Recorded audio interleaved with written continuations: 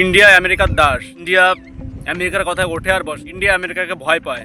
যারা এই সমস্ত কথাগুলো বলছে না, তারা হচ্ছে সব থেকে বড় দেশদ্রোহী। আমেরিকার কথা ইন্ডিয়া কেন সিজফায়ার করলো? মোদি কেন ট্রাম্পের কথা মেনে নিল? দেখো, এই যুদ্ধটা আমরা অপারেশন সিন্দুর যেটা করছিলাম, সেটা পাকিস্তানকে যোগ্য জবাবটা আমরা দিয়েছি। 200-র উপরে জঙ্গি আমরা মেরে দিয়েছি অলরেডি। আমাদের মেইন টার্গেট ছিল জঙ্গিদের মারা, নট পাকিস্তানের সাধারণ পাবলিকদের মারা। কিছু ধর্ম নিয়ে যারা পলিটিক্স করে, সেই ধরনের কিছু লোকেরা আছে যারা চাইছে যে এই যুদ্ধটা লেগে থাকুক, এটা যাতে বন্ধ না হয়।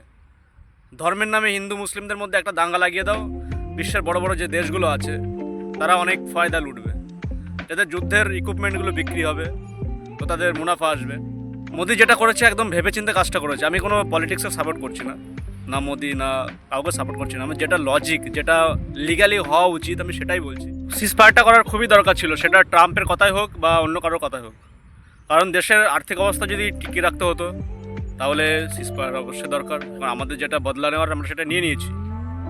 ট্রাম্প এখানে বলে, অনেকে বলছে ট্রাম্পকে ক্রেডিট দেওয়া হয়নি, তার জন্য ট্রাম্প এটা বলেছে। এখানে ক্রেডিটের কোনো ব্যাপারই নেই। আমাদের থেকে বড় বড় মাথা আছে যারা উপরে বসে আছে, তাদের জন্য দেশটা চলছে, ঠিক আছে? তো আমাদের এইসব নিয়ে আলোচনা করার কোনো দরকার নেই।